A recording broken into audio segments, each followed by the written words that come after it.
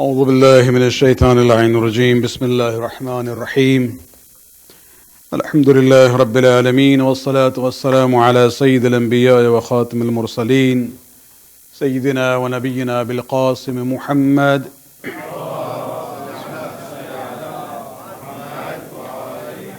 وعلى أهل بيته الطيبين الطاهرين المعصومين واللعنة الدائمة الباقية لأعدائهم من الآن إلى قيام يوم الدين. Amma ba'd, sisters and brothers in Iman, Assalamu alaikum.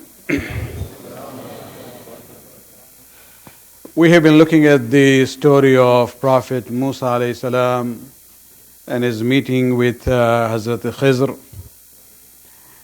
And this is one of the sections from Suratul Kahf. And we are just looking at that story and not the entire surah during the first 2 weeks that I'm here. The story till now, we have reached to a point where Musa alayhi salam is granted permission by Khizr to be in his company in order to benefit from this special knowledge that Allah subhanahu wa ta'ala has gifted to Hazrat Khizr. We talked about the background and the details, and yesterday we looked at the first event in that journey together, and that was the story of the boat. Now, why Khizr met the hole, as I said, at the end of the story in the ayat, we'll see the explanation given by Khizr alayhi salam himself, and so we'll have to wait till that time. After that apology that Musa sought from Khizr, because he protested to the action taken by Khizr. Khizr, as a benevolent teacher, allowed. He said, okay, this one time I'll let it go. And then they continued their journey, and then this is where we come to ayat number 74 of Surah Al-Kahf. فَانْطَلَقَ حَتَّى إِذَا لَقِيَ غُلَامًا فَقَتَلَهُ. Then they reached to a point where they saw there were some boys, early teenagers who were playing, and Khizr saw one boy. He went ahead and killed him. This is as simple as Quran talks about it. Very brief, very to the point. This is one of the beauties of Quran is when it talks about the stories where it's not really history per se, it's more just looking at the main point of the story to derive a lesson later on. So this is how it's summarized. Just one sentence. فَانْطَلَقَ حَتَّى إِذَا لَقِيَ غُلَامًا فَقَتَلَهُ. That's the end of the event. And so this is where we see that when Khizr moves forward and he killed that young man. Now this is the second unusual action done by Khizr in the presence of Prophet Musa alayhi salam. Remember the background. He is a Nabi who has the most comprehensive Sharia till that time in human history from Allah subhanahu wa ta'ala. And as a Nabi of Sharia, he could not just, be silent whenever he saw what appeared to be a violation of the divine laws. And this is how he responds. The ayat continues. It was same ayat. There's the previous sentence. قال Musa said, أَقَتَلْتَ نَفْسًا زَكِيَّةً بِغَيْرِ نَفْسٍ. Have you killed an innocent person who has not killed anyone? This is not an issue of retaliation. He was not a murderer. لَقَدْ جِئْتَ شَيْئًا نُكْرًا. You have indeed done a horrible thing. And this is where let me just emphasize this point. When Khizr alayhi salam said to Musa alayhi salam that you will not be able to bear with me sabra, that sabr was actually based on the perspective of Musa alayhi salam. He looks at things which are halal and haram, according to the laws that Allah subhanahu wa ta'ala has revealed to him. And when he looks at that, he, is not able to contain. He has to say something. And so it's not what we call, sometimes we would criticize a person and say he's, besabra hai. he doesn't have patience. That's not the case here. It is that he will not be able to handle the situation and be quiet. Because from what he is looking, what he sees, he will say this is not right. And so when we look at the issue of, sanctity of human life, yesterday's example was of a boat, sanctity of the property of someone else. This is even more serious.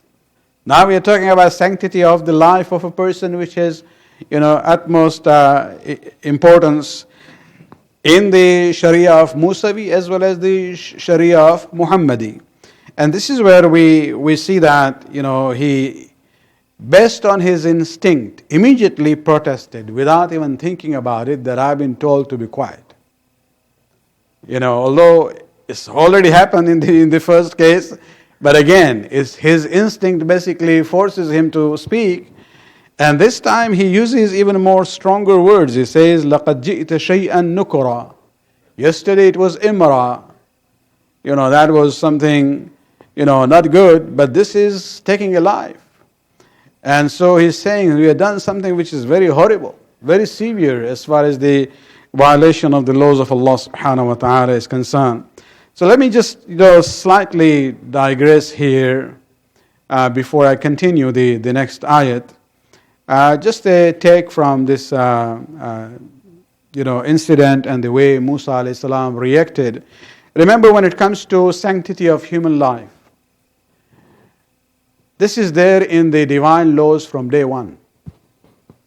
It's not only in the Sharia of Hazrat Musa alayhi salam or the Sharia of Hazrat Muhammad sallallahu alayhi wa sallam.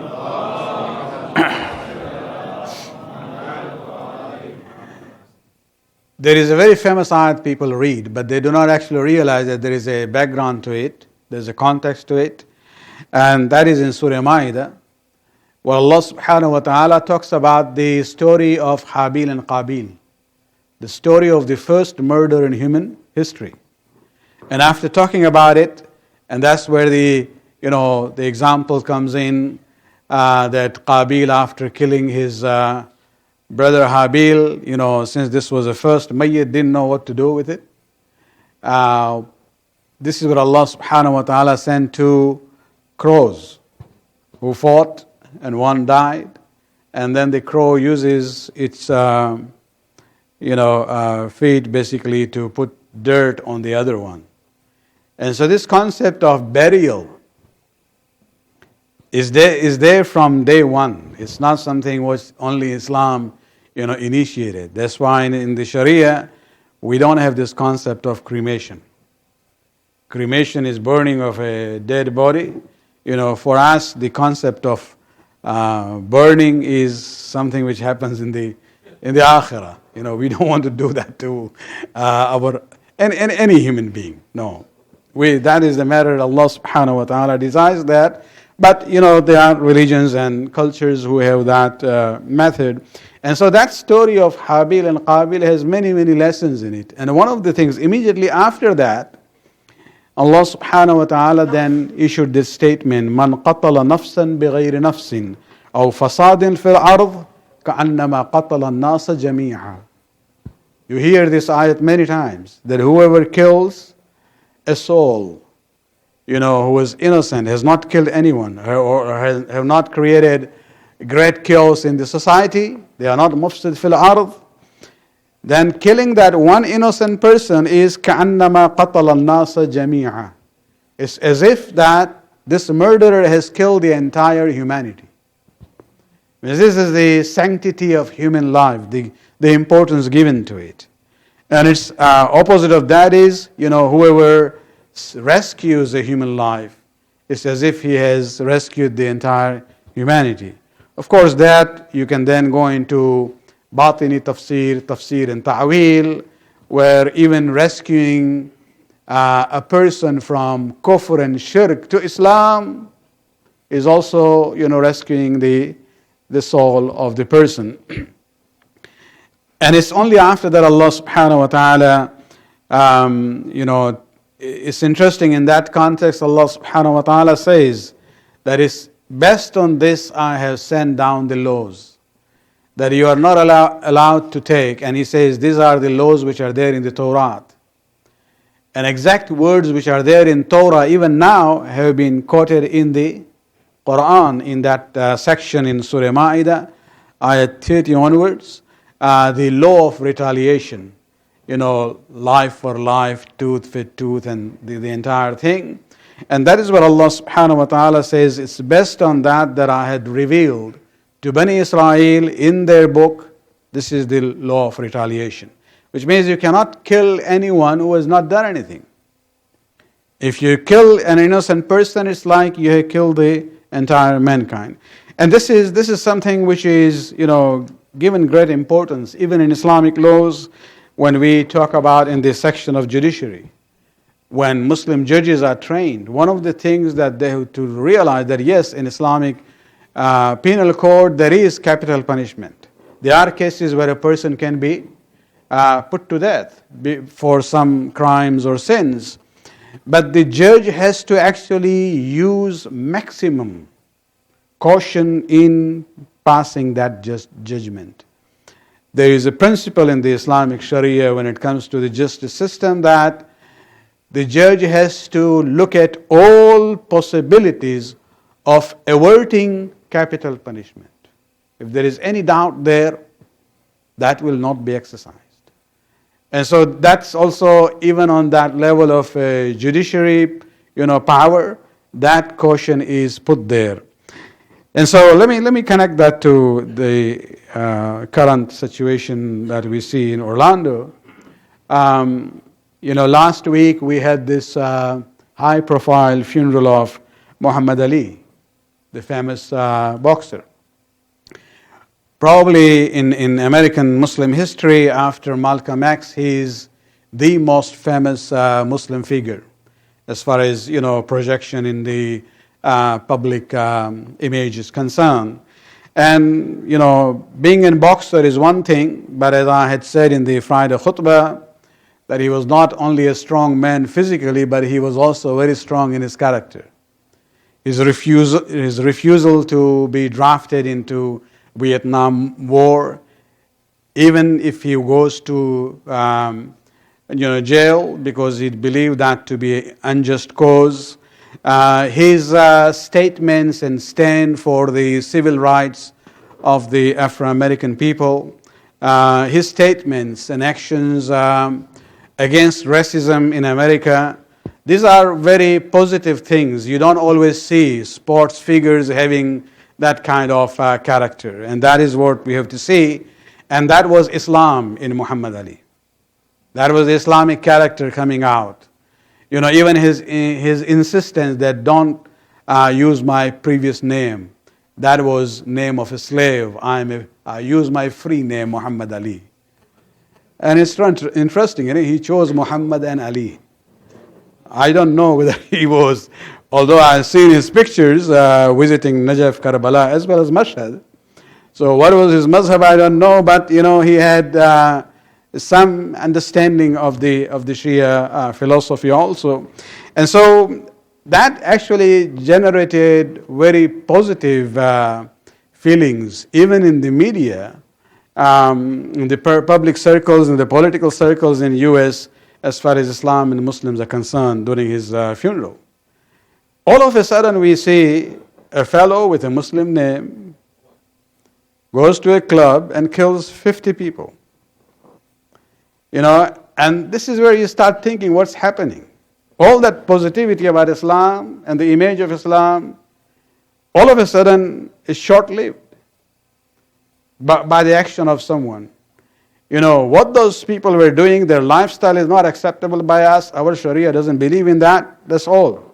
But nobody gives anybody a right to go to a place and just, arbitrarily kill people. Even if you really want to implement Islamic justice, there is a process.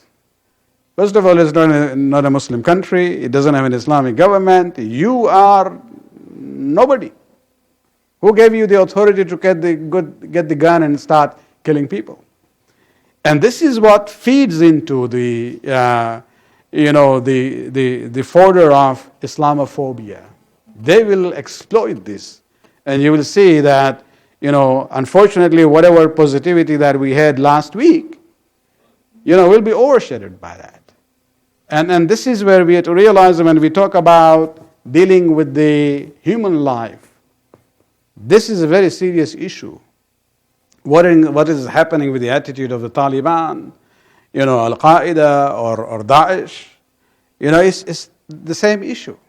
That they really don't have any respect and hurma for the nafs and life of a Muslim, let alone non-Muslims. And so this is something we have to realize. And I would say, Musa alayhi salam, going back to the story now, from present to the past, Musa alayhi salam, the way he reacts to the action of Khizr alayhi salam is because he is looking at the zahir. And Khizr alayhi salam was actually acting on from a different dimension, with which Musa was unaware of that. And so the response of Hazrat Khizr is very similar to the earlier statement yesterday that we saw after the incident of the boat. Only one word is extra there, where he says, قال ألم أقل لك إنك لن تستطيع معي صبرا. Did I not say to you? The word to you has been added here. Yesterday it was just, didn't I say that you will not be able to bear with me patiently? And he uses the word lan tastati', and lan is used for perpetual negative, because you and we are on a different plane. You are looking at things from zahir, I am looking at things from batin. You are bounded by the Sharia laws, whereas I have special instructions from Allah subhanahu wa ta'ala about special cases. And because you don't know the background, this is how you're going to react naturally. And this is where the difference is shown between the perspective of Khizr and Musa. And now, what is the reaction of Musa alayhi salam? So this is the second incident, where he, based on his instinct, just protested to the action of Khizr. Musa, this time he says, قال إن سألتك عن شيء بعدها فلا تصاحبني قد بلغت من لدني عذرا. Musa alayhi salam says, after this, if I ask you about anything, then do not keep me in your company. You would have indeed found a sufficient justification in my case. So basically, what we see here is that Musa alayhi salam is now apologizing in a way and asking for one more chance. That I was not able to contain myself in the previous case. This is the second one. And so, but this is the beautiful way of putting it. Musa alayhi salam realizes that, he was asked, the condition of being with Khizr is that you will not protest. You will not make any, arguments against what I do, no objection about my actions. This was the second case. So now Musa alayhi salam, based on his own sense of justice, he says, give me one more chance. And if I do this again, then you have absolute right to say, هذا فراق بيني وبينك. Our ways will part. And so he's basically pleading to get one more chance to be with Musa alayhi salam. Of course, Khizr in a way forgave Musa for that, and they continued the journey. We'll come to the third event, inshallah, tomorrow. Salawat.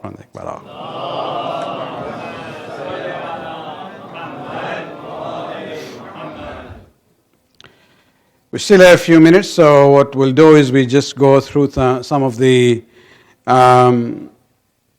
questions regarding the quiz about Ramadan, and This one is about traveling. Number one,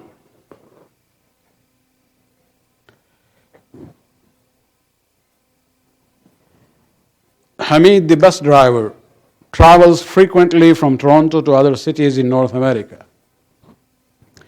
What will be the status of his namaz and roza? Why? Because he is kasirus safar, he is frequent traveler, and when it comes to frequent traveler in all journeys, whether it is business or personal, his hukum will be to pray the namaz full, and wherever he is traveling, he will still do the fasting of the month of Ramadan. And so anyone in that kind of, whether their business is traveling like the bus driver, or a person who has to go to work by traveling every day, or somebody whose work itself to reach to the clients he has to travel frequently. Provided, in the third case, provided they do that 1/3 of the year, then they will be classified as frequent traveler, and for them namaz and roza would be normal even when they are traveling.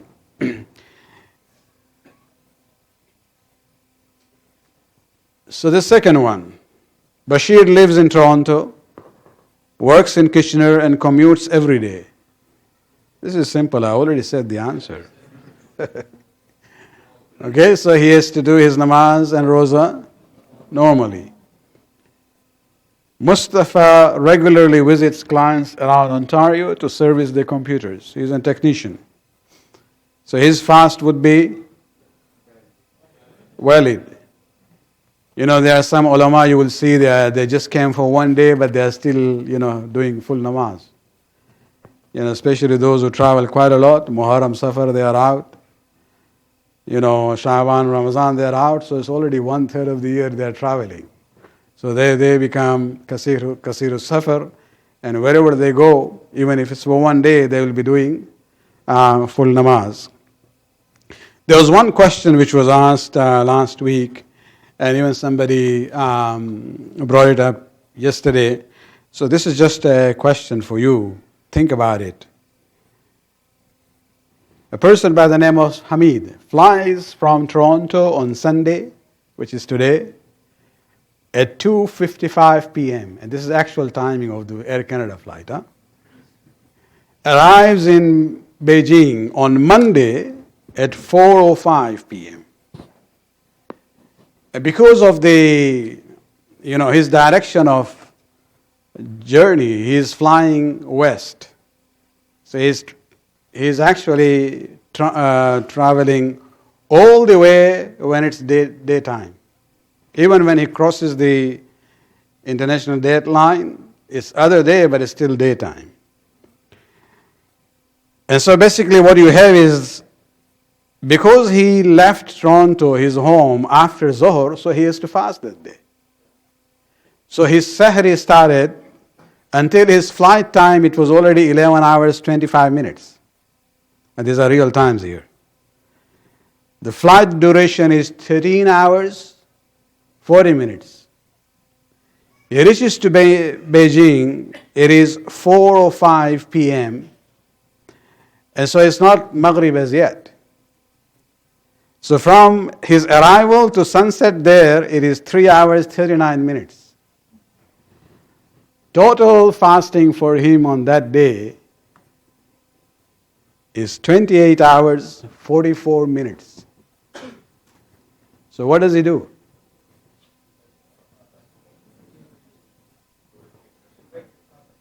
Oh, he does the iftar in Toronto time? He's not in Toronto. He left Maghrib behind. Maghrib didn't catch with him.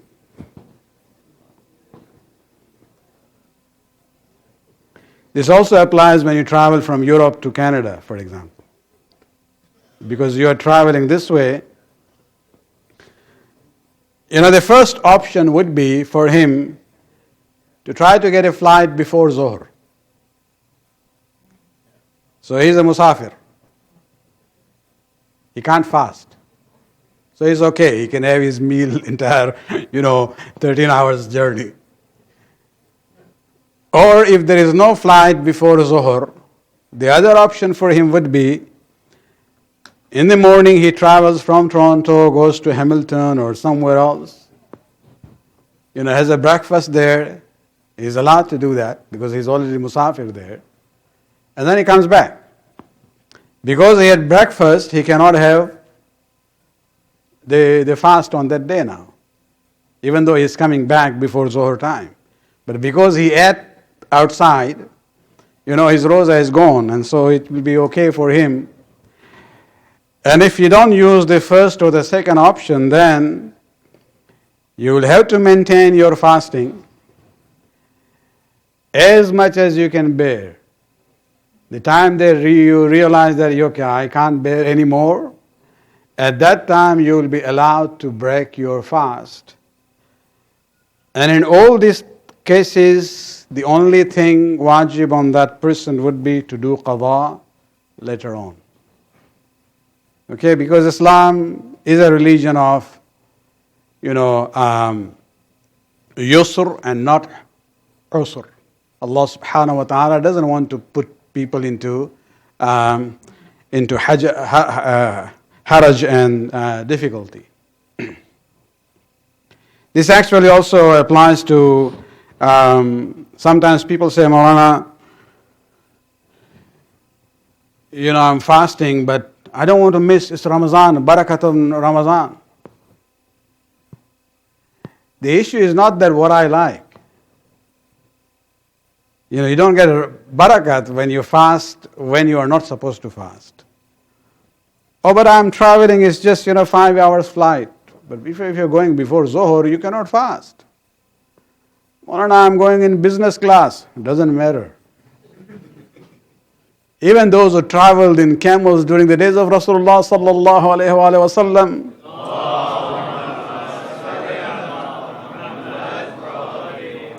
some would ride on the horse, some just sitting bare on the camel, and some had this, what we call, I'm forgetting the name. Anyway, the litter, which is a mattress and everything. It's just like business class, that's standard. So you could, lie down, relax on it. So it's not an issue that because traveling was difficult during the days of Rasulullah, therefore this law is there. Sometimes people make their own rationalization about the Sharia laws.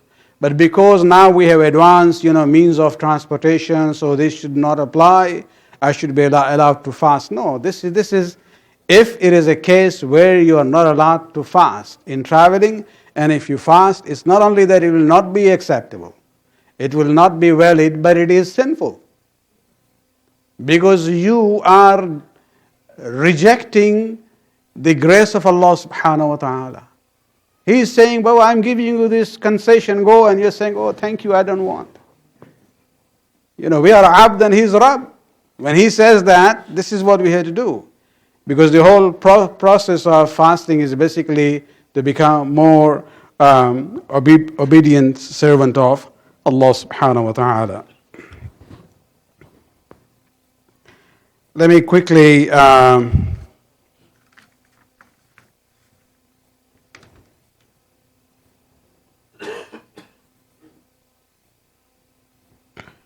go through one more slide about use of medicine while fasting.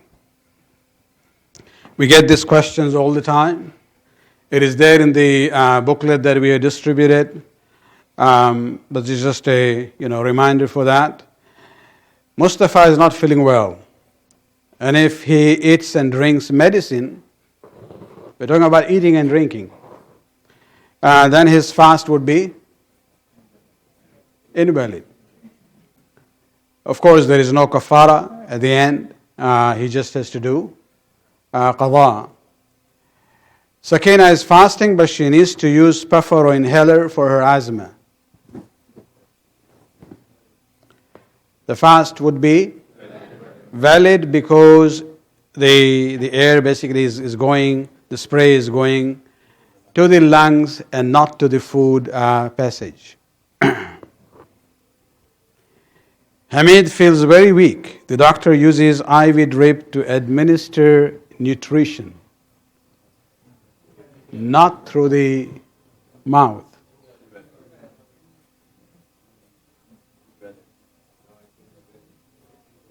It's valid.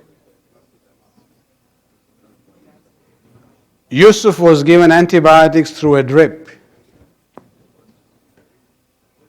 What happens to his fast? It's through IV, so that's okay. Kulsum uses nasal drop or eye drop. Are you sure about it? It is valid with one condition, provided you don't feel that in your throat. If it reaches to that point, then your roza becomes batil. There is no kafara or no fidya, just qaza after that. Ahmed goes for a blood test while fasting. There's no problem. You're not eating anything, you're not putting anything in, it's coming out. So there are no issues there at all.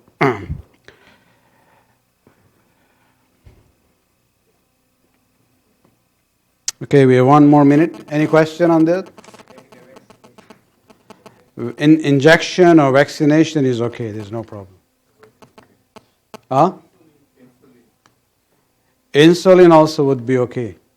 There wouldn't be a problem there. ربنا آتنا في الدنيا حسنة وفي الآخرة حسنة وقنا عذاب النار برحمتك يا أرحم الراحمين.